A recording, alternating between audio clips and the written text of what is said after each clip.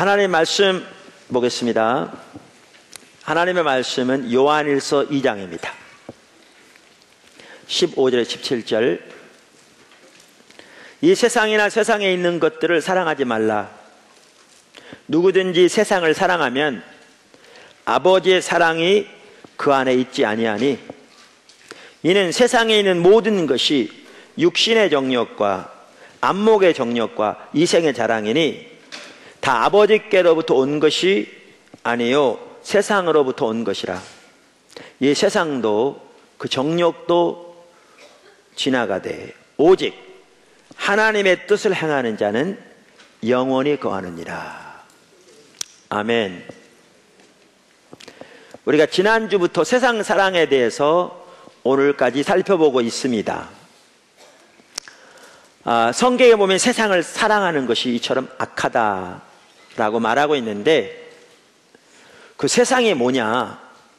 또 똑같은 사도 요한이 다른 곳에서는 하나님이 세상을 그토록 사랑하신다고 말씀하셨는데, 그게 무슨 말이냐? 그래서 지난주에 우리가 살펴보기를 여기서 말하는 세상이 무엇을 의미하는가라는 걸 살펴보았습니다. 그래서 사도 요한은 세상이란 똑같은 단어, 헬라어도 코스모스란 똑같은 단어인데 그 단어를 세 가지 의미로 사용하고 있다 라고 말하면서, 첫째는 창조된 우주를 세상이라고 부르고 있고, 두 번째는 인간들의 세계, 즉 인간들을 세상이라고 부르고 있다. 그래서 요한복음 3장 16절에 하나님이 세상을 이처럼 사랑하사의 그 세상은 바로 하나님의 피조물인 우리 인간을 말하는 것이고요. 또 요한일서 2장 2절에 예수 그리스도께서 온 세상을 위한 화목제물로 죽으셨다고 했는데, 그것 또한 우리 인간을 말하는 것임을 볼 수 있죠.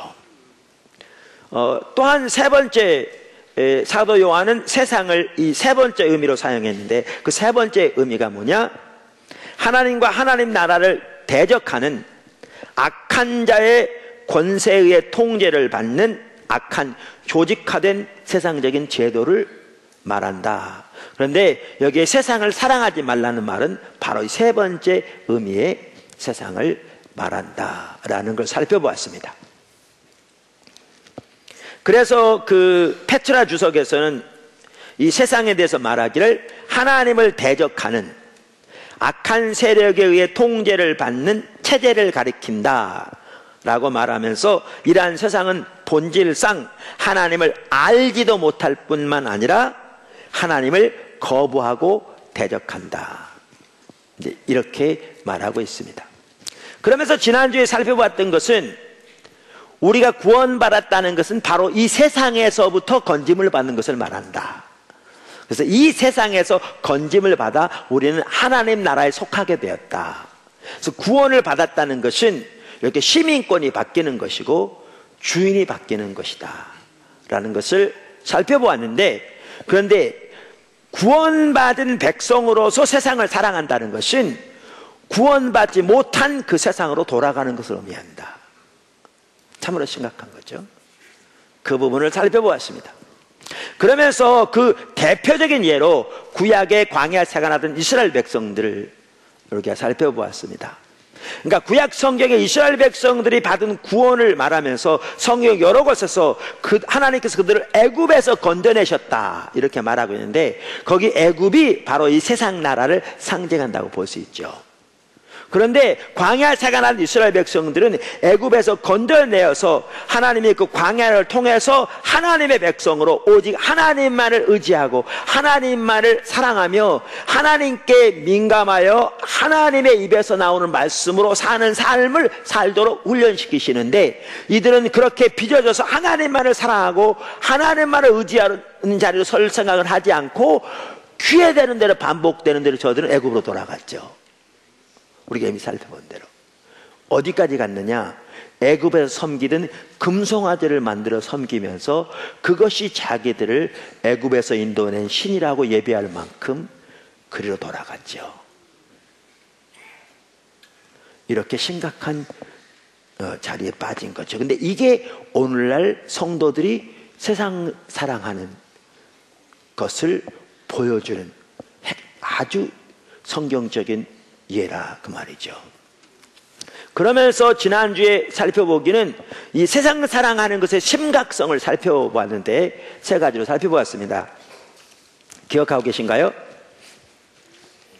그 첫째는 세상 사랑은 하나님과 원수되게 만든다. 그래서 야고보 4장 4절 이하를 살펴보면서 세상 사랑은 영적인 간음으로서 이것은 하나님의 원수되게 만드는 것이다. 그래서 우리 가운데 세상 사랑이 가득하면 아무리 많은 종교적인 희생과 종교적인 헌신과 모양이 있다 할지라도 그것은 하나님의 원수된 삶이기 때문에 우리 신앙에서 가장 중요하고 가장 핵심적인 하나님과의 친밀한 교제는 절대로 가능하지 않다 하는 것을 살펴보았습니다. 이 말은 하나님과의 친밀한 교제가 우리에게 가능하지 않다는 말은 우리 신앙생활 중에 어느 것 하나 가능한 것이 없다는 말입니다. 왜냐하면 우리의 모든 신앙생활은 오직 하나님과의 친밀한 교제 가운데서만 가능하기 때문에요. 참다운 신앙생활을 말합니다. 또한 이 세상 사랑의 위험에 대해서 말하면서 세상 사랑은 우리를 살아계신 하나님에게서 떨어지게 만든다 라는 걸 살펴보았습니다. 이게 무서운 점이죠. 이 대표적인 예가 아까도 말씀드린 광야 생활하던 이스라엘 백성들이었다고요. 그러니까 하나님께서 그들을 애굽에서 건져낼 때 사실 애굽에서 나올 때 하루 만에 나왔거든요. 근데 광야 생활을 통해서 하나님이 그들 속에서 애굽을 꺼내시기 원하셨어요. 오늘날로 말하면 세상 사랑을 꺼내시기 원하셨다고요. 이따 살펴보겠지만 세상의 가치관과 세상이 추구하는 바를 따라 사는 그 삶을 빼내기 원하셨다고요. 그래서 하나님 백성으로서 하나님만을 사랑하고 주님만을 믿음으로 의지하며 주님과의 친밀한 교제 가운데서 그분의 인도를 따라 사는 삶을 살도록 훈련시키기 원하셨다고요. 근데 그들은 반복적으로 그 하나님의 다루심과 인도하심은 거부하고 귀에 되는 대로 그들은 세상으로 돌아갔죠. 그 결과가 뭐였느냐? 살아계신 하나님에게서 떨어지게 된 것이죠. 히브리서 3장 14절인가요? 그래서 히브리서 3장은 그들을 본보기로 들면서 우리를 경고하는 말이죠. 너희는 저들처럼 그렇게 되지 말아라, 이렇게 말하고 있는 거죠. 자, 그러면 여기에 말하는 살아계신 하나님에서 떨어진단 말이 무슨 말인가? 지난주에 살펴봤지만 그 말은 구원을 잃는다는 말이 될 수도 있겠지만 저는 성경 전체를 볼 때 그렇게 보지 않는다. 그러면 이 말은 뭘 말하느냐? 그 시대를 향한 하나님의 목적에서 제거되는 것을 말하는 거죠. 무슨 말인가? 이스라엘 백성들만 하더라도 하나님께서 아브라함 때부터 아브라함을 부르시면서 하나님이 보이신 계획이 뭐였어요? 하나님을 위한 한 백성을 세우시는 거였어요. 그러기 위해서 아브라함을 부르셨어요. 그래서 아브라함에게 하나님께서 아브라함을 통해 큰 민족을 이루게 하시고 이들이 하나님의 백성이 되고 하나님이 이들이 하나님이 되고 그래서 이들을 통해서 하나님이 열방을 하나님께로 인도하실 계획을 가지신 거죠. 그걸 보이신 거죠. 그러면서 그 백성이 애굽에 400년 종살이 하게 될 것이나 그 후에 건져내서 그 하나님이 아브라함에게 보이신 그 땅에 들으시겠다고 하신 거죠. 물론 400년 전체를 종살이한 건 아니었는데 400년 동안 거기에 머물면서 나중에는 종살이를 하게 되었죠. 그래서 모세 시대 하나님께서 이제 때가 되었을 때 모세에게 나타나셔서 하나님의 계획을 알리시고 그를 애굽에 보내시면서 하나님의 그 엄청난 기적과 능력을 통해서 그들을 애굽에서 건져내시고 인도하셔서 광야에서 그들과 하나님의 백성으로서 언약을 맺으시고 이제 그들을 가나안으로 인도하시는 거죠. 그런데 이렇게 하나님의 백성으로 살아가기 위해서 아까도 말씀드린 대로 하나님만 의지하고 주님만 사랑하는 그 사람으로 세우시기 원하시는데 이들이 거부하고 지속적으로 애굽으로 돌아가니까 하나님께서 그 시대를 향한 그 하나님의 계획에서 이들을 제외시키시죠. 이게 살아계신 하나님에게서 떨어지는 겁니다. 그랬더니 어떻게 됐어요? 그들을 향한 하나님의 계획은 그들이 죽기를 기다리는 것뿐이었어요. 얼마나 비참합니까? 여러분, 하나님이 그들을 이렇게 버리신 이후에도 그들은 죽을 때까지 30년 이상을 매일 기적을 경험했어요. 만나 매일 먹었고요. 반석에서 물이 터져서 바위에서 물이 나와서 시내가 나와서 먹었고요. 신발 닳지 않았고요. 의복 닳지 않았고요. 그 모든 기적을 다 경험했어요. 근데 하나님의 계획에서는 제외됐습니다. 그 기간 동안 하나님이 뭐 하셨느냐? 다음 세대를 그렇게 훈련시키셔서 믿음으로 세우셔서 그들을 통해 이 계획을 이루시죠. 이들이 하나님의 그 계획에서 제거되게 된 주된 이유 중에 하나가 뭐냐? 세상 사랑을 버리지 않아서 그렇습니다. 애굽을 버리지 않아서 그래요. 근데 사실 이 부분만 봐도요, 저는 오늘날 정말 심각하다고 생각합니다. 왜냐하면 오늘날 우리 한국교회, 우리를 다 포함해서 정말 대부분이라고 할 수 있는 사람들이 이 시대를 향한 하나님의 계획과 목적 관심도 없습니다. 그게 뭔지도 모르고요. 그저 뭐만 왜 살아가느냐? 자기 목적을 따라 세상에서의 자기 목표와 자기 계획을 위해 살아가고, 하나님은 그것을 위한 거의 수단에 불과하고, 이거에 따라서 일희일비하면서 살아가는 것이 오늘날 대부분의 성도들의 모습입니다. 그게 광야 생활하던 이스라엘 백성들과 똑같은 삶이죠. 그러니까 그들 가운데 세상 사랑이 가득한 거죠. 정말 심각합니다. 근데 저는 그런 삶 살고 싶지 않습니다. 포도나무 교회가 그런 삶을 살기를 추구 안 해서 그렇지, 하나님 중심적인 삶을 추구해서 그렇지, 포도나무 교회 모든 지체들이 그렇게 살기로 한다면 저는 그냥 이 교회 그만 다닐 겁니다. 저 등록 취소합니다. 그러고 모세 보세요. 출애굽기 3장장 우리가 여러 번 본 것처럼 하나님이 모세에게 아브라함과 이삭과 야곱에게 맹세하신 그 땅을 주겠다고, 천사를 앞서 보내어 그 땅을 차지하게 하겠다고, 근데 나는 너희와 안 가겠다고 이렇게 말씀하셨을 때, 그 엄청난 부, 엄청난 안락, 그 엄청난 승리, 천사의 능력, 그러나 하나님이 함께하지 않은, 하나님의 임재가 함께하지 않는 그 모든 것들을 단호히 거부하잖아요. 모세는 하나님이 함께하시는 사막에 있게 해달라고 요청하잖아요. 왜? 그는 하나님의 의중이 무엇인지, 하나님의 마음에 있는 것이 무엇인지 그걸 알기 원했고, 거기에 삶을 드리기 원했고, 그래서 하나님과 동행하기를 원했고, 그래서 하나님이 기뻐하신 그 자리에 머물길 원한 거죠. 그게 우리 신앙이에요. 그게 이처럼 세상 사랑은 살아계신 하나님에게서 떨어지게 만듭니다. 우리를, 다시 말하면 그 시대를 향한 하나님의 목적에서 우리를 제거되게 만듭니다.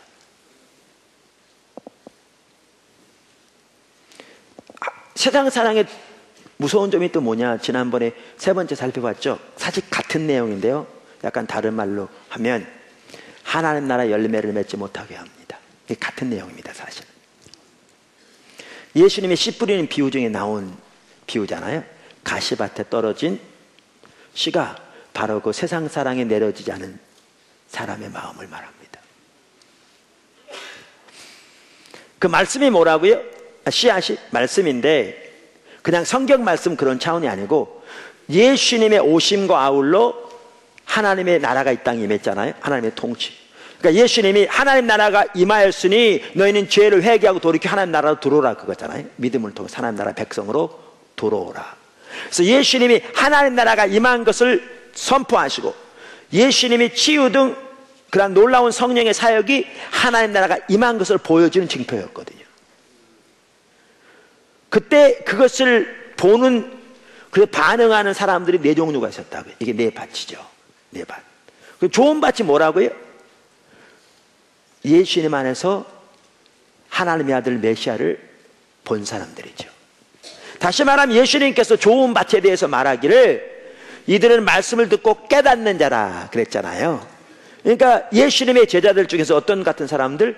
베드로 같은 제자들, 그러니까 예수님께서 제자들에게 너희는 나를 누구라 하느냐 그랬더니 베드로가 뭐라고 그랬어요? 주는 그리스도시요 살아계신 하나님의 아들이십니다.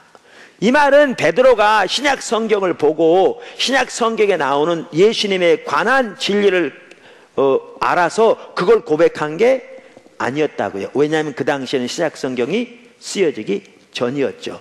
이 말은 뭐냐? 하나님께서 성령을 통해 베드로의 마음 눈을 열으셔서 예수 그리스도 안에서 하나님의 아들 메시아를 보게 하신 거죠. 그러니까 하나님 나라의 비유에 대해서 말하면서 뭐라고 그랬어요? 하나님 나라는 숨겨진 보화를 발견하고 덮어두고 가서 모든 것을 팔아 그 밭을 샀느니라 그렇게 말했는데, 그것처럼 베드로는 예수님 안에 있는 하나님의 보화를 발견하고 자기의 모든 삶으로 그 보화를 산 거죠.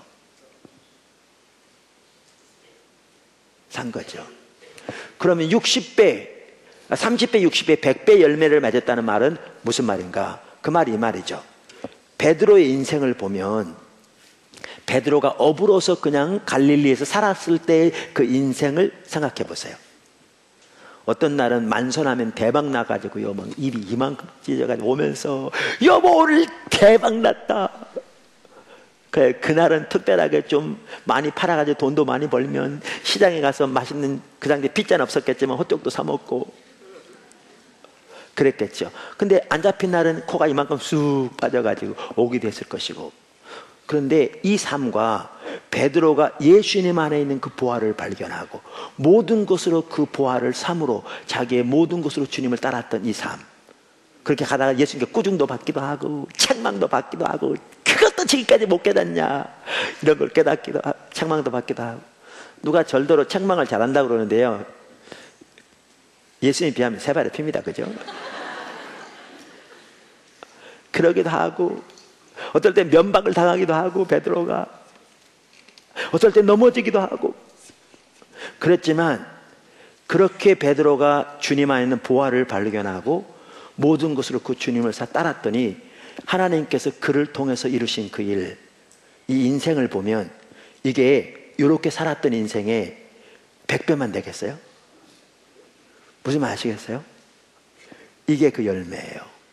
하나님은 모든 백성이 이 좋은 밭이 되기를 원하세요. 하나님은 여러분 모두가 이 좋은 밭이 되기를 원하신다. 그게 하나님의 원하시는 바예요. 근데 이 삶을 가리는 것 중에 하나가 뭐냐? 세상 사랑이에요. 그게 가시밭이에요.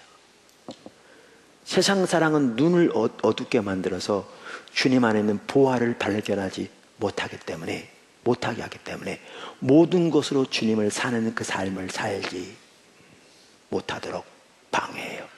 그러니까 열매 맺는 삶을 못 사는 거예요.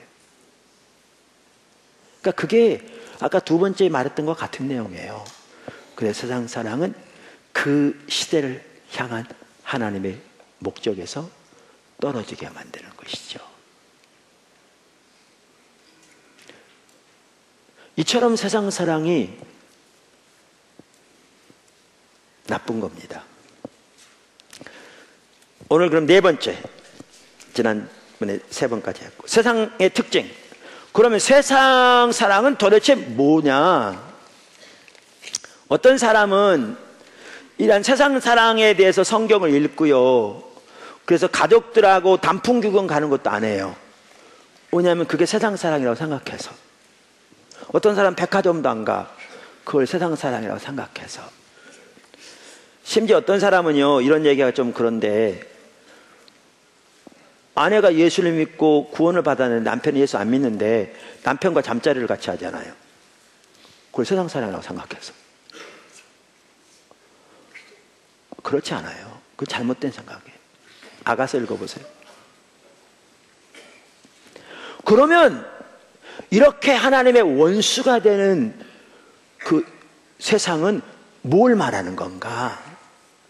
사도 요한이 이러한 세상의 특징을 세 가지로 말해요. 바로 이 본문에서. 그 세 가지가 뭐죠? 육신의 정욕과 안목의 정욕과 이생의 자랑이라. 그러니까 여기서 말하는 세상 사랑은 한마디로 표현하면 육신의 정욕과 이생의 정욕, 웬일에? 안목의 정욕과 이생의 자랑을 따라서 사는 삶이 세상 사랑이에요. 자, 그러면 더 나가기 전에 여기서 볼 수 있는 한 가지 중요한 게 있어요. 그게 뭐냐 하면 세상을 사랑하는 것 혹은 세속적인 삶은 어떠한 장소나 어떠한 일에 있는 것이 아니라는 거예요. 예를 들면 세상에서 청소하는 것은 세상 일이고 세속적인 일이고, 교회에서 근무하는 것은 영적인 하나님을 기뻐하는 일이라는 얘기가 아니라는 거예요. 술집은 세상적인 곳이고 교회는 영적인 곳이라는 것이 아니라는 거예요.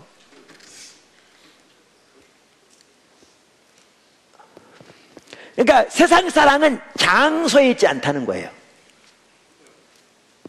그러니까 이 말은 술집을 전전하면서 드나드는 게 좋다, 그 얘기는 전혀 아니죠.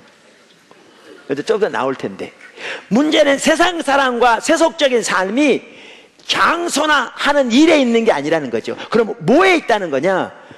그 일을 하는 그 사람의 마음에 있다는 거예요. 마음의 자세. 그러니까 여러분 보세요. 무슨 말이냐면 교회에서 평생을 살면서도요, 지극히 타락한 세속적인 삶을 살 수 있습니다. 장소에 있지 않아요. 그 대표적인 예가 중세시대 수도원입니다. 중세시대 수도원.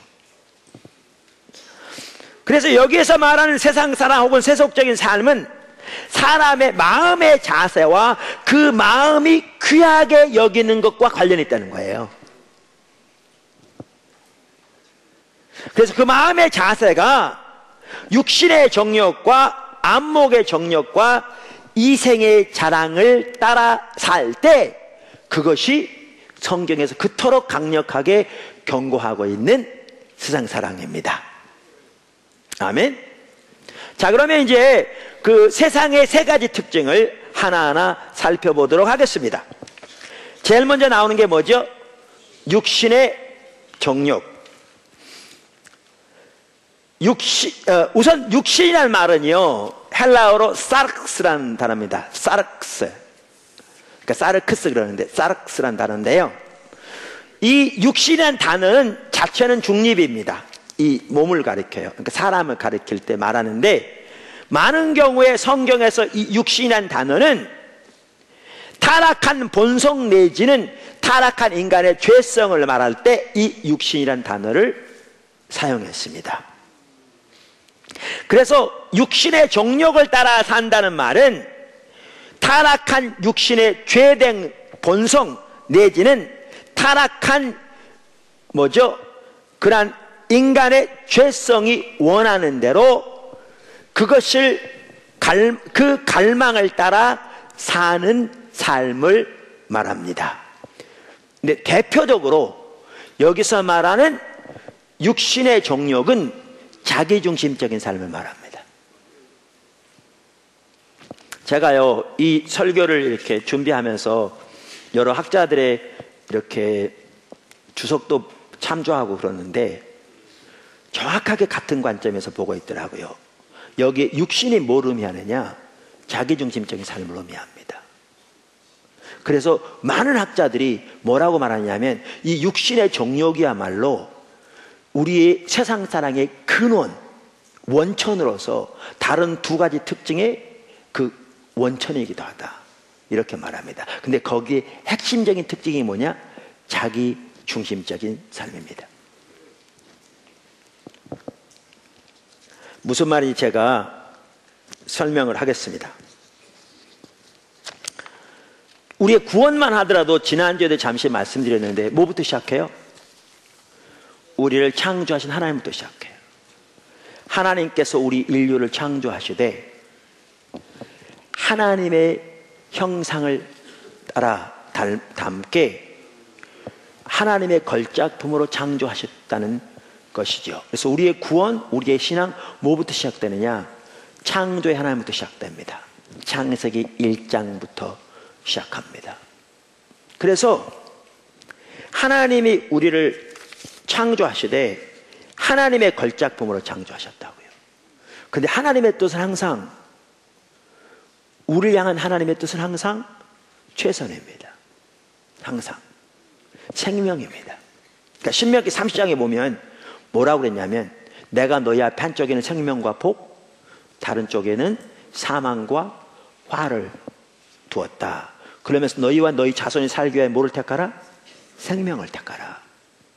여러분, 하나님이 인간을 창조하시고 보시기에 심히 좋았다고 그랬어요. 다른 때는 좋았다 그랬는데 사람을 창조하시고는 심히 좋았다고 그랬어요. 걸작품으로 만드신 거죠. 신명기에서 우리를 향한 하나님의 뜻은 항상 생명이라고 그랬어요.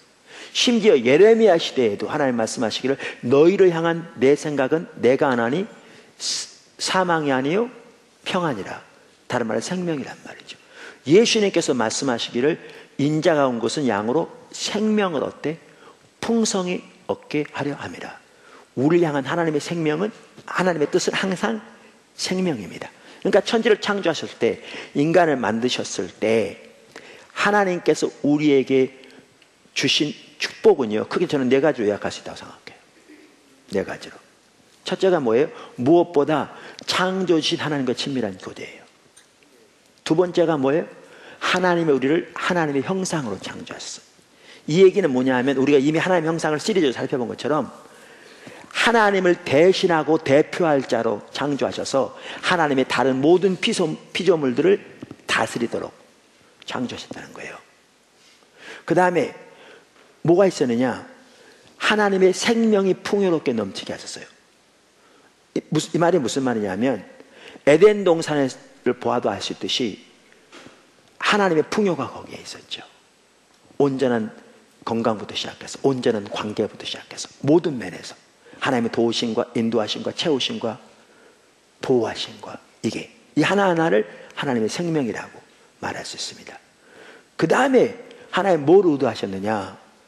영원한 생명을 의도하셨어요. 그래서 처음부터 거기에 뭐가 있었느냐? 생명나무가 있었어요. 하나님이 우리에게 예비하신 축복입니다.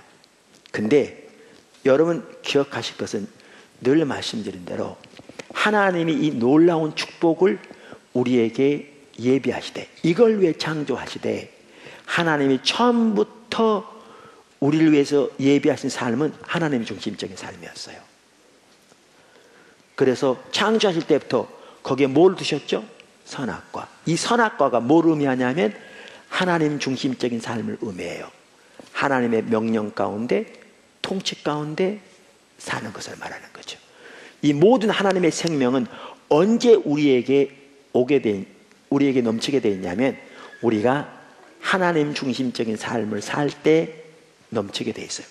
먼저 하나님이 이 생명을 예비하시고요, 우리에게 명하신 삶이 하나님 중심적인 삶이에요. 여기에 뭐가 문제였죠? 죄가 들어왔어요. 죄가. 이 죄가 들어온 배후에 누가 있었죠? 사단이 있었어요. 근데 여러분 기억하실 게, 제가 여러 번 살펴본 것처럼 죄의 본질이 뭐냐? 자기중심적인 삶이에요. 죄의 본질이 뭐냐? 자기중심적인 삶이에요. 타락의 본질이 뭐냐 하면요, 하나님 중심적인 삶에서 자기중심적인 삶으로 전락한 게 타락의 본질이에요. 구원의 본질이 뭐냐? 자기중심적인 삶에서 하나님 중심적인 삶으로 전환하는 게 구원의 본질이에요. 근데 자기중심적인 삶의 특징을 크게 3가지로 나눌 수 있다고 그랬잖아요. 뭐라고요? 그러니까 하나님 중심적인 삶은 하나님의 자원으로 사는 삶, 하나님의 목적을 위해 사는 삶, 하나님의 방법을 따라 사는 삶. 그럼 자기중심적인 삶의 3가지 특징은 뭐겠어요?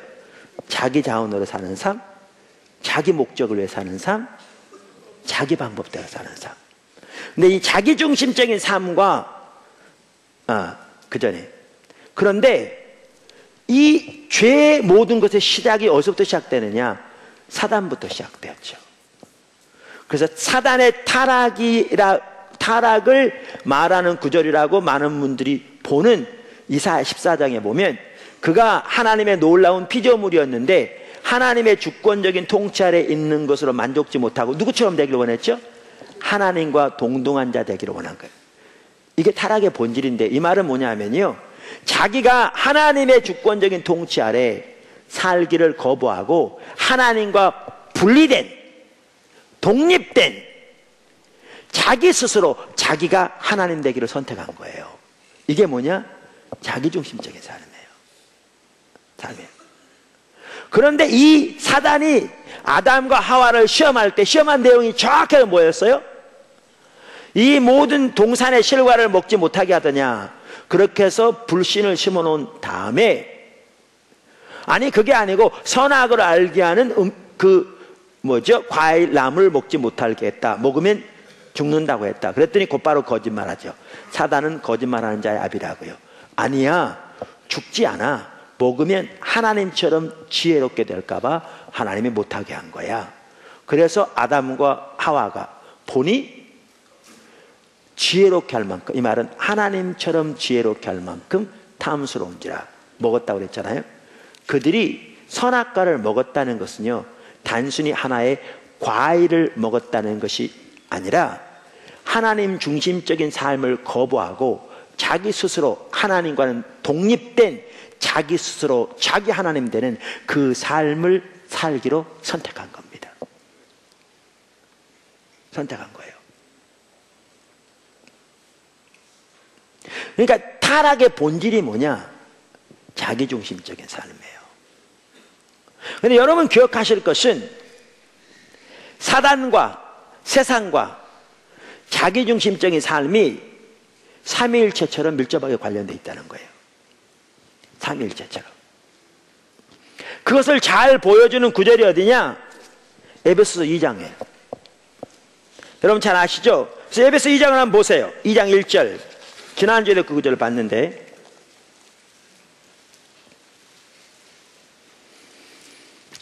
하나님은 그 말이죠, 허물과 죄로 죽었던 너희를 살리셨도다. 그때 이 말은 허물과 죄 가운데 죽어 있었던 때 그 말이죠. 너희는 그 가운데서, 허물과 죄 가운데서 행하여 이 세상 풍조를 따르고 공중의 권세 잡은 자를 따랐으니 곧 지금 불순종의 아들들 가운데 역사하는 영이라.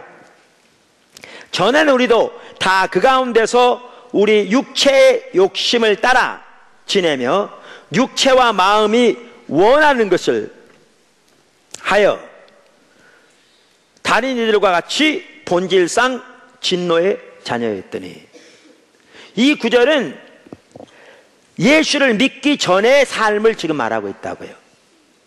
그러면서 예수를 믿기 전의 삶의 특징이 세 가지가 있죠. 세상 풍조를 따르는 삶, 그 다음 뭐요? 사단을 따르는 삶, 그 다음에 타락한 육신과 마음이 원하는 대로 사는 삶. 여러분 안 믿는 사람들이요, 사단의 존재 인정 안 한다니까요. 무당이나 사단의 존재를 인정할까? 인정 안 해요. 사단 그러면 나는 종교 없어, 무슨 사단이야 이 시대에, 미친 소리 하고 있어 그러겠죠. 근데 성경 말씀에 의하면 사단의 존재를 인정하건 안 하건 세상의 풍조를 따라서 살고 타락한 자기 육신의 본성이 원하는 대로, 마음이 원하는 대로 사는 삶, 이게 정확하게 자기중심적인 삶입니다. 그 삶을 사는 것은 사단의 통치를 받는 삶이에요. 아까 말한 세상이 뭐라고요? 하나님을 대적하는 악한 영에 의해 지배를 받는 악한 제도라고 말했죠.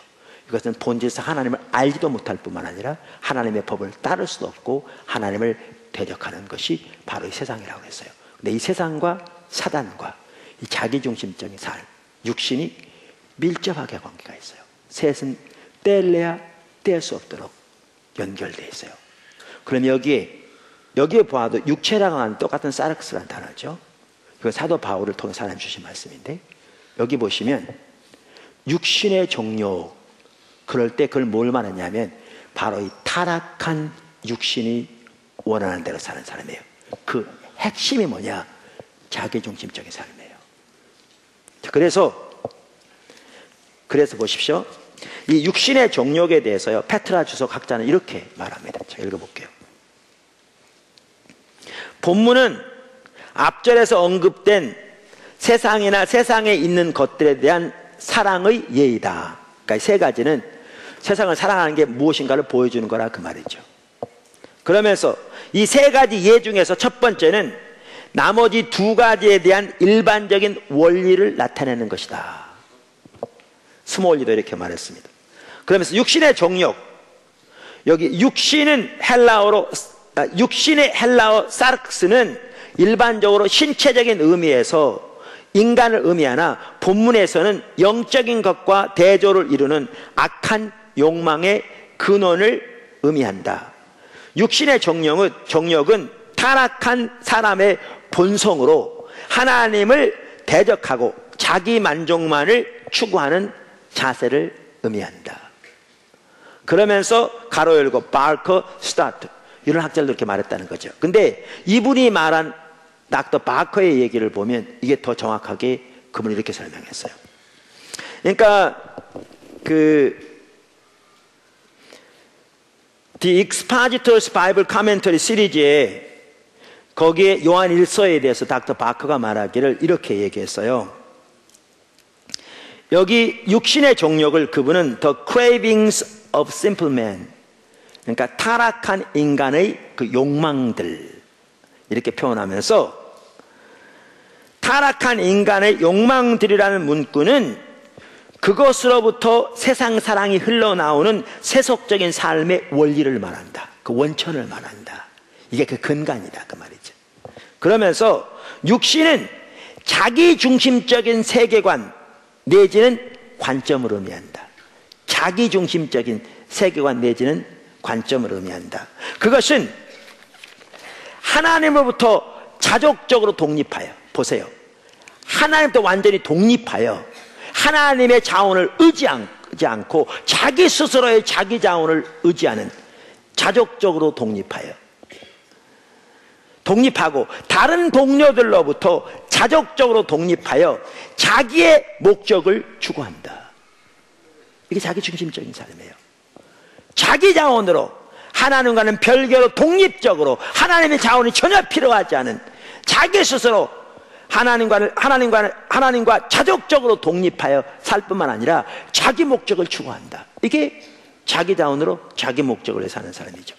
그러면서 이 육신은 하나님에 대해 반역하고 하나님의 법을 멸시하는 기초가 될 뿐만 아니라 이러한 자기중심적인 삶은 하나님께 굴복하지 않을 뿐만 아니라 하나님을 알 수도 없고 하나님의 법을 절대로 지키지도 않습니다. 하나님의 법을 멸시합니다. 자기의 법, 세상의 법을 따라 살아갑니다. 그러니까 자기 자원, 자기 목적, 자기 방법 따라 살아갑니다. 뿐만 아니라 이렇게 말합니다. 물질주의적이고 자기중심적이고 이기적이고 다른 사람을 착취하는 모든 것들을 함축한다. 그것이, 이 육신이, 이 자기중심적인 삶이 하나님과 자족적으로 독립하고 다른 사람들로도 자족적으로 독립하여 오직 자기의 목적을 추구하며 하나님의 법에 굴복하지 않고 자기의 방법, 세상을 방법을 따라 사는 이 자기중심적인 삶, 이 육신이야말로 인종차별, 성차별, 불의를 사랑하는 것, 가난한 자들을 무시하는 것, 악하고 무력한 사람들을 소홀히 여기는 것 등 모든 불의의 행동의 뿌리이다. 이게 육신의 정욕이에요. 무슨 말인지 이해하시죠? 그래서 이 육신의 정욕을 따라 산다는 말은 정확하게 자기중심적인 삶을 사는 것을 말해요. 성경에서 육신과 자기중심적인 삶은 같은 의미거든요. 하나님의 자원을 필요로 하지 않아 자족적으로 독립하여 다른 사람들과도 자족적으로 독립하여, 대단히 의지가 강할 수도 있어요. 자기의 목적을 추구하되 하나님의 법에는 굴복하지도 않으며 순종할 수도 없는, 결과적으로 하나님을 대적하는 그것이 육신이에요. 그 육신을 따라 사는 것이 뭐냐? 그게 세상 사랑이에요. 육신의 정욕을 따라 사는 것. 자, 두 번째 특징이 뭐라고 그랬지 아까? 안목의 정욕이라. 안목의 정욕은 한마디로 말하면 이렇게 표현할 수 있어요. 눈으로 보는 것으로 인해서 불러일으켜지는 마음의 욕망을 따라 사는 것. 눈으로 보는 것으로 인해서 불러일으켜지는 마음의 욕망을 따라 사는 것. 눈 자체는 좋은 겁니다. 성경에 눈은 마음의 창문이라고 되어 있죠.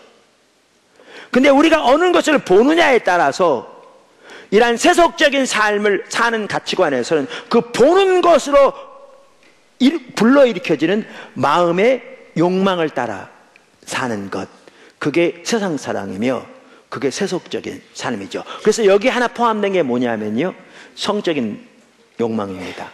여기에 포함된 게. 그래서 많은 학자들이 여기에 그 안목의 정욕에 대해서 말하면서 성적인 욕망을 의미한다, 그러나 그 이상이다, 이렇게 얘기하죠.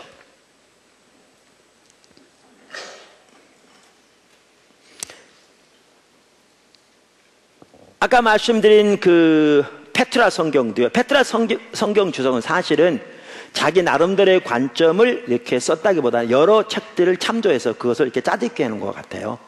좋은 점들을 모아서. 그래서 이렇게 말했습니다. 안목의 정욕에 대해서. 그것은 외적인 것을 봄으로 유혹을 일으키는 성적인 욕망은 물론 모든 사물을 탐닉하는 욕망을 의미한다. 그러면서 마셜 불트만 같은 학자도 그렇게 말했다, 이렇게 말하고 있습니다. 우선 불트만은 이렇게 얘기했습니다. 특히 성적인 욕망을 의미할 수 있다. 왜냐하면 예수님께서 말씀하시기를 여인을 보고 음욕을 품으면 간음한 자라고 말한 것처럼 이제 그런 의미에서 이 안목의 정욕을 말하는 거죠. 성적인 욕망을 의미할 수 있다. 그러나 그것은 눈을 유혹하는 모든 것을 의미한다, 이렇게 말했고요. 하워드 마샬은 그것을 외적인 눈에 보이는 찬란함과 쇼에 사로잡히는, 넋을 빼앗기는 경향을 말한다, 그렇게 말했고요.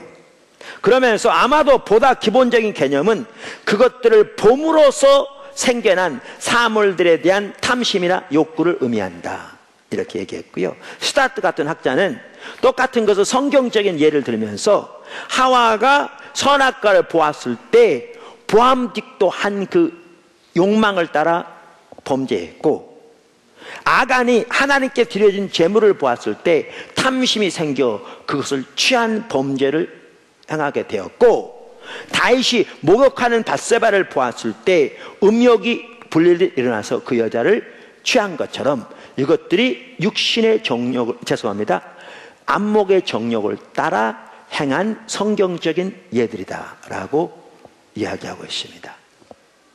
로 같은 학자는 선함을 사랑함이 없이 아름다움을 사랑하는 것을 의미한다, 그렇게 얘기했고요. C.H. 닷 같은 학자는 사물의 진정한 가치를 조사해 보지 않고 그것들의 외적으로 보이는 것에 의해 사로잡히는 것을 의미한다고 이해했습니다. 요즘 젊은이들만 하더라도요, 남편감이나 아내감을 고를 때 정말 그 사람이 하나님을 사랑하는지, 그의 성품이 하나님 앞에서 성숙한지,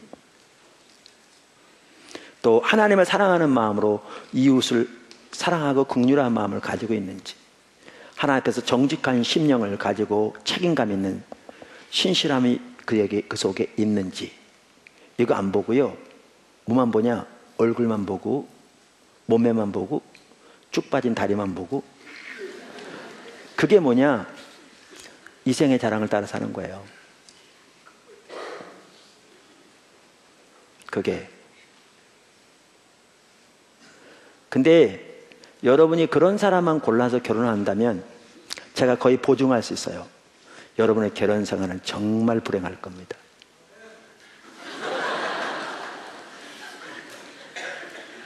왜? 이생의 자랑을 따라 행해서 하나님의 생명이 있을 수 없어요.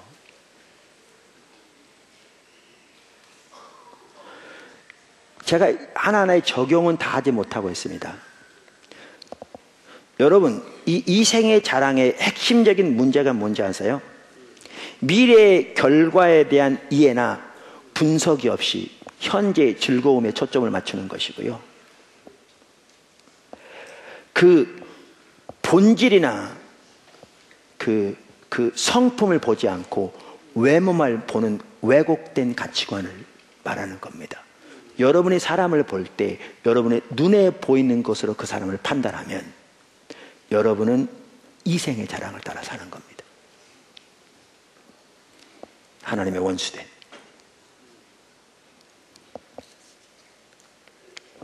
세 번째 특징이 뭐라고요? 이생의 자랑. 이 세 가지 중에 가장 근원되는 것이 육신의 정욕이고요. 자기중심적인 삶. 여기서 모든 게 나옵니다. 그 다음에 이 세 가지 중에 가장 미묘하다고 그럴까? 가장 선이 가는 게 뭐냐? 이생의 자랑입니다. 제가 보기엔. 그럼 이생의 자랑은 뭐냐? 이생의 자랑은 이 세상에 있는 것들로부터 자부심을 갖는 걸 말합니다.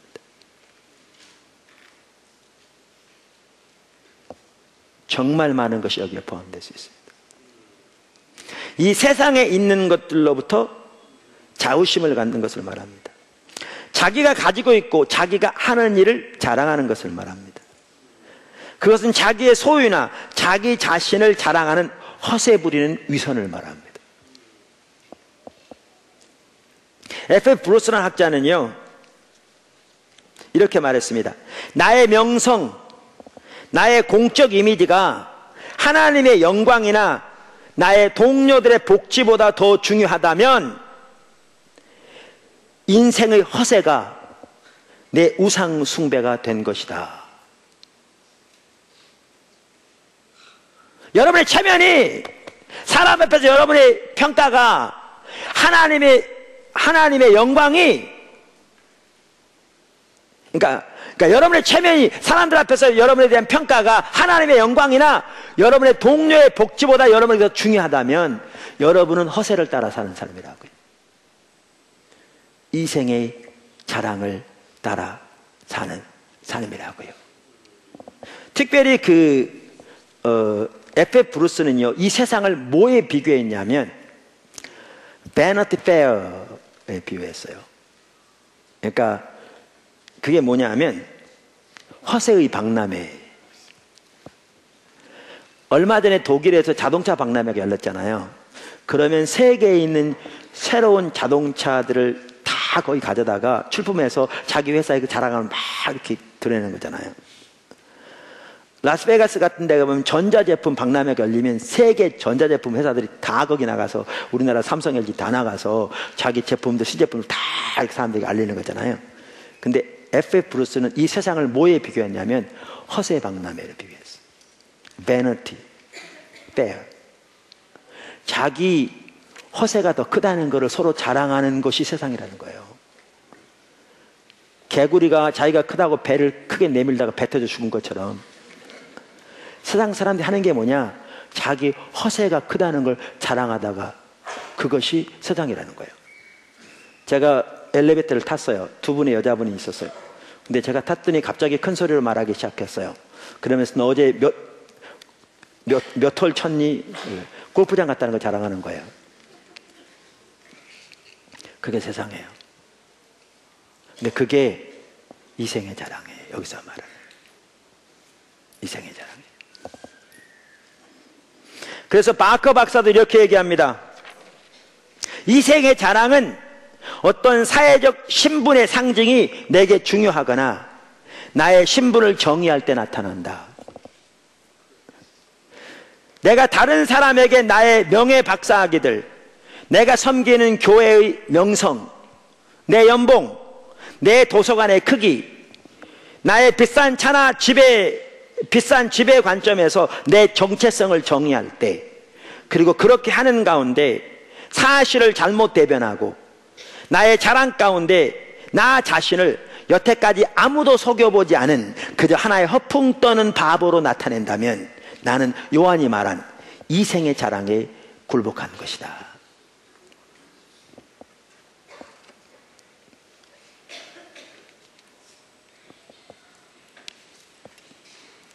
포도나무 교회가 분당에 있을 때요, 지방에 이렇게 집회 같은 데 가서 어디서 왔냐면 소개하잖아요. 그때 분당에서 목회한다 그러다 보면 하루는 그러는데 이 속에서 약간 교만한 생각이 올라오려고 그런 것 같더라고. 나 분당에서 왔어. 이거요. 이생의 자랑이에요. 하나의 원수가 되는. 얼마 전에요, 우리 막내가 중소기업을 다니다가 자기 적성에 안 맞다고 그만두고 이제 직장을 옮긴다고 그만뒀어요. 그런데 제가 김기현 목사님하고 식탁에서 얘기하면서 그 아들이 군대를 졸업했는데 요즘 직장 잡으려고 하는데 직장이 참 힘들다고 그래더라고요. 그러니까 요즘 젊은이들 직장 잡기 쉽지 않잖아요. 지금 직장 잡아야 타네요. 근데 내가 그때 뭐라고 그랬냐면, 우리 아들은 직장 잘 다니다가 직장 안 맞는다고 그만뒀다고. 근데 그렇게 말했는데 내 속에 어떤 동기를 가지고 있냐면, 내가 의식적으로는 안 했는데 우리 아들은 직장 잡는 거 어렵지 않아. 그냥 마음에 안 맞으면 그만둘 수 있는 사람이야.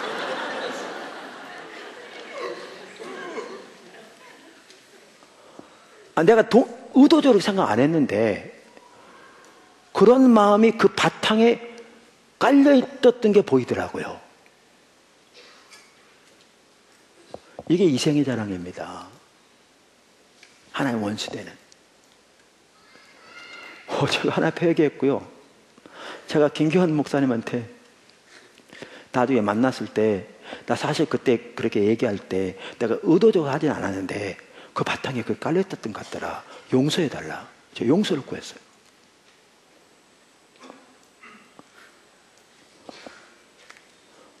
우리 막내 나와가지고 치도 나오면 쉽게 할 줄 알았죠.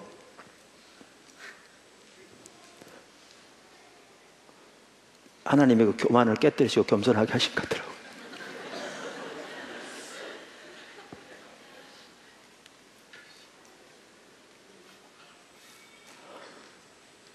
저도 돌이켜보고 회개하고요.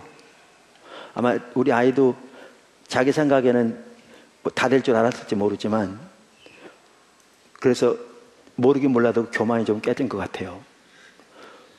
그러더니 하나님께서 최근에 자기가 원하던 외국계 대기업에 취직했어요. 이생의 자랑이요, 정말 미묘해요.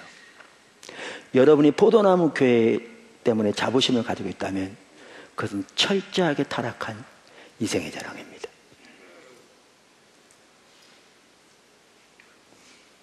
그런 높아진 자세로는 하나님의 은혜가 우리 가운데 함께할 수 없습니다.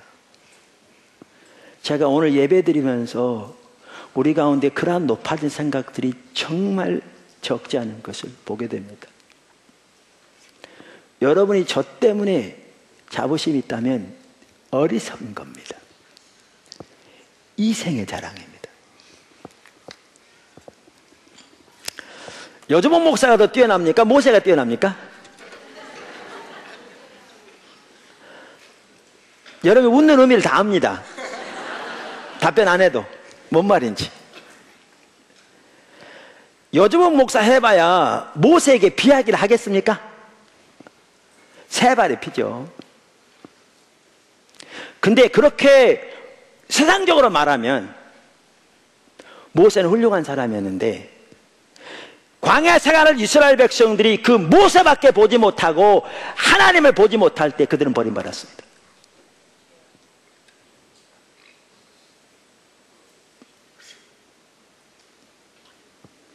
하나님께서 그 엄청난 일을 행하셨음에도 불구하고 그들은 하나님을 쳐다보지 못했습니다. 그들은 누구만 보았느냐? 모세만 보았습니다. 그러니까 모세가 시내산에 올라가서 내려오기를 더디하니까 저들이 하는 말이, 우리를 애굽에서 인도해낸 모세가 어찌 되었는지 알지 못하니 우리를 인도할 신을 만들자, 이렇게 말하고 있죠. 왜? 그들은 하나님 못 보니까요. 하나님 전혀 못 보니까. 그러니까 하나님이 얼마나 화나셨으면 출애굽기 33장에 그러시잖아요. 모세에게, 너는 내가 애굽에서 인도한 내 백성을 이끌고 가나안 땅에 올라가라. 나중에 보시면 모세는 하나님, 저들은 하나님이 애굽에서 인도하신 하나님의 백성입니다. 거기 보시면요, 하나님과 모세가 싸우는 것 같아요. 이스라엘 백성들 놔두고 뭐라고 싸우느냐? 하나님, 그래, 저들은 네가 애굽에서 인도한 네 백성이다. 그럼 모세는, 그래, 아니요, 하나님, 저들은 하나님이 애굽에서 인도한 하나님 백성입니다. 왜 그렇게 싸우는 줄 아세요? 어떻게 보면 좀 우스운 것 같아요. 왜 하나님이 그렇게 말씀한 줄 아십니까? 그들은 하나님을 이만큼도 못 봤어요. 그들은 모세밖에 못 봤어요. 모세밖에. 그러니까 하나님이 분노하셔서 그들에게 그렇게 말하는 거예요. 근데 하나님은, 모세는 하나님의 마음을 알았기 때문에 그렇게 말하는 거죠. 여러분이 포도나무교회 성도이기 때문에 여주복 목사 어떠고 은혜해서 그래서 여러분의 자부심이 있다면요, 그건 정말 어리석은 이생의 자랑입니다. 너무너무 부끄러울 줄 아셔야 합니다. 모세와 같은 사람이 있었는데도 그로 인하여 그들이 모세를 보고 하나님을 보지 못할 때 하나님이 그토록 강력하게 그들에게 말씀하셔야 합니다. 하나님이 일하신다면 하나님의 은혜와 자비로 하는 것인데, 여러분, 이런 의미에서 이생의 자랑이요, 여러분 가운데 정말 가득할 거예요. 정말 가득할 거예요. 참다운 신앙이 뭔가를 알면 이 이생의 자랑이 얼마나 타락한 것인가를 금방 알 수 있어요. 참다운 신앙이 뭔가를 알면. 참다운 신앙은 예수 그리스도만이 우리의 자랑이 되시는 삶이고, 예수 그리스도만이 우리가 신뢰하는 것이죠. 우리가 여러 번 살펴보았듯이 빌립보 3장에서는 예수님을 신뢰하는 것과 예수님을 자랑하는 게 같은 의미로 쓰였다고. 이게 두 개 같이 가거든요. 그러면서 그 당시 할례를 받았기 때문에 자기들이야말로 할례방으로서 진정한 구원을 받은 자들이요, 다른 사람과 영적으로 다른 우월한 자들이라고 해서 자부심을 갖는 그들에게 개들이 행악자들이라고 말하죠. 왜? 육신으로의 자부심을 가지니까. 다른 말로 하면 육신을 의지하고 서는 자들이니까. 그들이 악한 자들이죠. 그러니까 오죽했으면 개들이라고 했다니까요. 여러분, 이스라엘 사람들에게 개는요, 아주 악한 짐승입니다. 우리가 말해도 개 같은 놈, 그러면 욕인데, 우리나라에서 개 같은 놈이란 욕과 그 당시 이스라엘 사람들이 개 같은 놈이란 욕은요, 이거는 정도의 차이가 하늘과 땅만큼 다를 겁니다. 그만큼 그들의 인식에는 악한 짐승이 개였습니다. 그런데 그렇게 육신으로 인하여 자부심을 갖는 그들을 사도 바울은 개들이라고 말합니다. 그러면 참다운 신앙이 누구냐? 성령으로 예배하며, 우리말에 성령으로 봉사하며, 예수로 자랑하고 육체를 신뢰하지 않는 우리가 진짜 할례당이다, 진짜 성도라. 그러면서 보시면 자랑한다는 말과 신뢰한다는 말을 같은 의미로 썼다고요. 그런데 예수님만 자랑하려면 육체를 자랑하지 않아야 된다고요. 그러면서 사도 바울이 뭐라고 그랬느냐? 누가 육체를 자랑할 만하면 나는 더욱더 그러하다 그러면서 자기의 배경과 과거 열심히 말합니다. 이 모든 것을 육체로 말합니다. 그러면서 주님을 아는 것이 가장 고귀하여 이 모든 것을 배설물로 여겼다, 똥으로 여겼다. 무슨 얘기냐? 육체로 인한 자부심이 배설물이 될 때야 비로소 주님이 우리의 자부심이 되는 겁니다. 주님이 우리의 유일한 자부심이 되는 것이 우리가 그분을 의지하여 선다는 겁니다.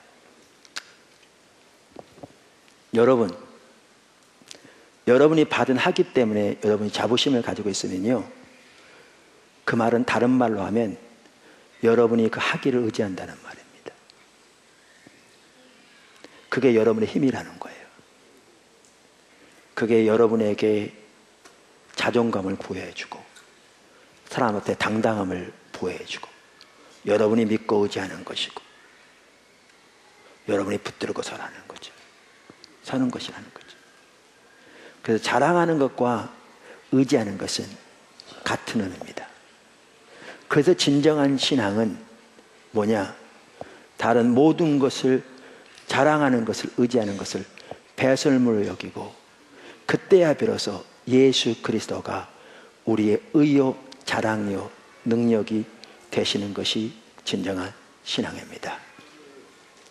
근데 예수를 믿는다고 말할지 몰라도, 겉으로는 멀쩡하게 생겼을지 몰라도 우리가 살아갈 때 우리 속에서 자부심을 가지고 있는 것이 아까 말한 것처럼 세상에 있는 그러한 것들이라면 그 하나하나가 우상이고 여러분은 그것을 의지하여 서는 것이고 그것이 여러분에게 힘을 주는 것으로서 이것은 하나님의 원수되는 겁니다.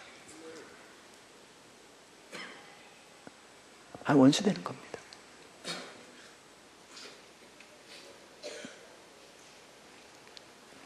그래서 지난주에 살펴본 대로 세상 사랑이 하나님과 원수되는 것으로서 하나님과 친밀한 교제는 가능하지 않고 하나님과 원수되는 것으로서 살아계신 하나님에서 떨어지게 만들고 하나님의 원수되는 것으로서 하나님 날 열매를 맺지 못하게 만든다고 그랬는데, 이 육신의 종욕, 자기중심적인 삶, 이 이생의 자랑, 이 안목의 정욕을 따라 사는 삶이 그렇게 하나님의 원수되는 겁니다. 제가 컨퍼런스 얘기했는데요, 모르긴 몰라도 지금 여러분의 삶 속에 이러한 자기중심적인 삶, 안목의 정욕을 따라 사는 삶, 이생의 자랑 너무너무 가득합니다. 하나님의 원수된 자리에 있다고요. 몰라요. 그런데 마음이 하늘처럼 높아져 있는데도 못 깨닫고 있습니다. 영적인 우월감과 교만이 하늘을 찌르는데도 모르고 있는 거죠. 안 비춰지니까. 그러니까 하나님과 친밀한 교제는 되지 않고 하나님의 생명이 삶 속에 함께하지 않고 하나님의 은혜는 함께하지 않은데도 왜 그렇게 함께하지를 모르는 거죠. 자기의 자존감에, 자기가 추구하는 세상의 목표에, 눈에 보는 것을 사람을 판단하는 것에, 세상에 가지고 있는 것에 있는 온갖 자부심 가운데 살아가는 세속적인 삶을 살고 하나님의 원수된 하나님의 법에 굴복하지도 않은 삶을 사는데도 전혀 못 깨닫고 있는 거죠. 그러면서 왜 예배를 통해서 하나님과의 만남이 되지 않는지, 원인이 뭔지 전혀 모르고 있는 거죠. 그게 여러분의 대부분의 삶입니다. 오늘날 그 하나하나가 우상인데,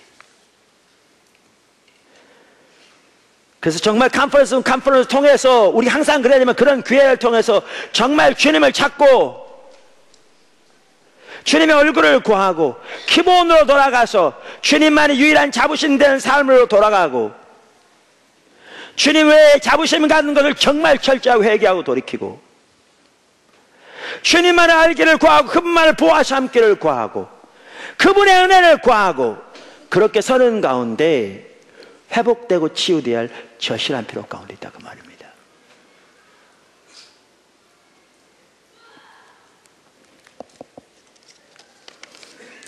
이 세 가지 특징을 말하면서 사도 요한은 뭐라고 말하고 있는가? 이것들이 아버지께로부터 온 것이 아니다 이렇게 말합니다.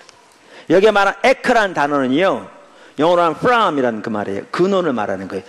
육신의 정욕과 안목의 정욕과 이생의 자랑이 아버지께로부터 나온 게 아니라 그 말이죠. 근원이 아버지께 있지 않다 그 말이죠. 그러면 이 말이 뭐냐? 이것들이 세상으로부터 나오는 것이다. 다시 말하면 이것들은 사단으로부터 나온 것이라 그 말이죠. 아까 세 가지가 삼일체처럼 같이 간다고 그랬잖아요. 이것들이 사단으로부터 나온 거라는 겁니다. 세상으로부터 나오는 거라는 거죠. 그러니까 우리가 예수를 믿어도 세상을 사랑한다는 것은 거기서 구원받은 그 세상으로 돌아가는 걸 의미한다고요. 우리가 하나님 나라의 백성이라고 말할지 모르지만 삶은 사단의 나라의 백성으로 살아가고 있다는 거죠. 그 가치관을 따라서 그 관점으로 살아가고 있다고요. 여러분, 견고한 진이 어디냐? 우리의 사고체계거든요. 이런 세속적인 가치관을 가지고 있는 한 우리가 교회에 온다고 해서 거룩한 삶이 아니에요. 아까 말한 거룩한 삶, 세속적인 삶은 장소에 있지 않다고요. 그러면 술집이 예를 들면 그것이 세속적인 것이 아니라고 그러니까 그게 무슨 말이냐? 문제는 술집이라는 장소, 건물에 있는 게 아니라 거기에 가는 사람들의 가치관에 있는 거죠. 그 삶의 자세에 있는 거죠. 그들의 삶에서 선호하는 바, 세계관, 그들이 귀하게 여기는 것, 그들이 추구하는 것에 있는 거죠. 그럼 여러분, 주일날 교회에 나올지 몰라도, 안 빼놓고 나올지 몰라도, 헌금을 드릴지 몰라도 우리의 가치관과 사고가 이 세상을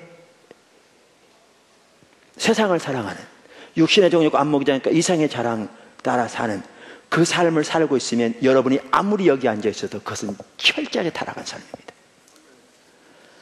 그리고 그 가치관을 가지고 있어서 그것을 추구하는 삶을 사는 한 아무리 예배를 통해서 하나님과 만남이 이루어지지 않습니다. 왜? 그것들은 사단에게서 나온 것들인데 그것을 쫓아 살고 있는데 그게 하나님의 원수된 삶인데. 그래서 사도 요한은 그 세상을 사랑하지 말라고 합니다. 마지막으로 시간이 다 지났기 때문에 간단히 마치면은요, 이 세상은 지나가는 것입니다. 그런데 하나님 나라는 영원합니다. 이게 세상 사랑을 버리고 하나님의 백성으로 살아갈 동기를 부여하는 거죠. 이 세상도 그 정욕도 지나가되 오직 하나님의 뜻을 행하는 자는 영원히 거하느니라. 여러분, 성경에 보면 우선 세상이 지나갑니다. 이 세상이 영원하지 않습니다. 주님 오실 때 이 현 질서는 다 체질이 풀어지듯 무너질 거라고 그랬습니다. 그리고 새하늘과 새 땅이 옵니다. 언제 주님이 다시 올지 모르지만요, 그 전이라도 저와 여러분은 이 세상을 떠나는 그 순간 우리 인생은 지나가는 겁니다. 지난주에도 우리 성도인 부모님 두 분이 소천하셨습니다. 우리가 언제 세상을 떠날지 모르지만요, 이 인생, 개인의 인생 자체가 지나가는 겁니다.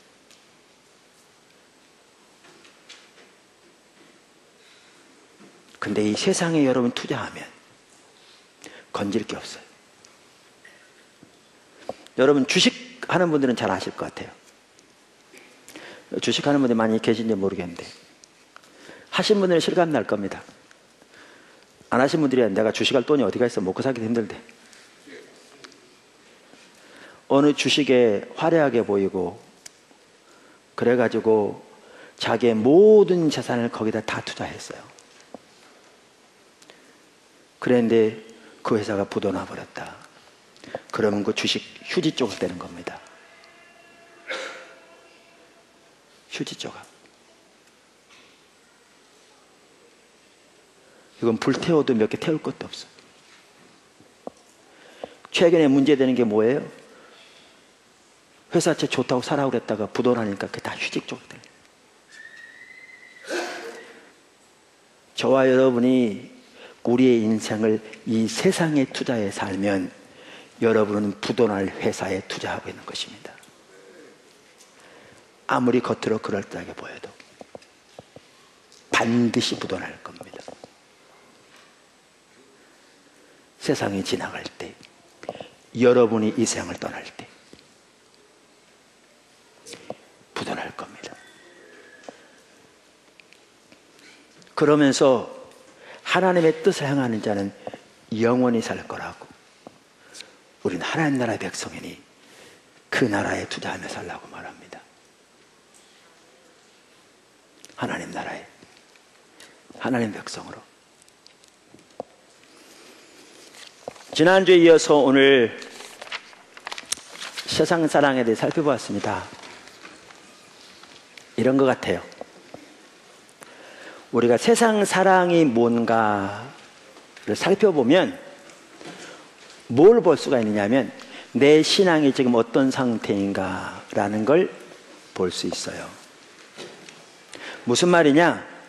이 세상 사랑이 뭔가라는 걸 살펴보았는데 나는 정말 하나님의 은혜로 이 세상 사랑에서는 분리된, 내가 부분적으로 넘어지는 경우는 있을지는 모르지만 그러나 그 세상 사랑에서는 분리된, 정말 하나님을 사랑하면서 하나님의 관점과 세계관과 길을 따라 살고 있다면 여러분은 하나님의 은혜로 잘 있는 거죠. 근데 세상 사랑에 대해 살펴봤더니 이게 한두 가지가 걸리는 게 아니고 온갖 그 특징들이 내 삶 속에 적나라하게 나타나고 있다. 그렇다면 여러분의 영적인 상태가 어떤 상태인가를 그대로 보여주는 겁니다. 그래서 거기서 빨리 돌이켜야 할, 정말 하나님만을 사랑하는 그 기본적인 신앙의 자세로, 하나님만을 자랑하는 그 기본적인 신앙의 자세로, 하나님만을 의지하는 그 기본적인 사랑의 자세로, 하나님 중심적인 삶으로, 하나님의 얼굴을 구하는 삶으로, 하나님만을 믿음으로 신뢰하는 삶으로 돌이켜야 할 절박한 필요를 보여주는 것입니다. 그렇게 돌이키는 저와 여러분이 되기를 주님을 축원합니다. 기도하겠습니다.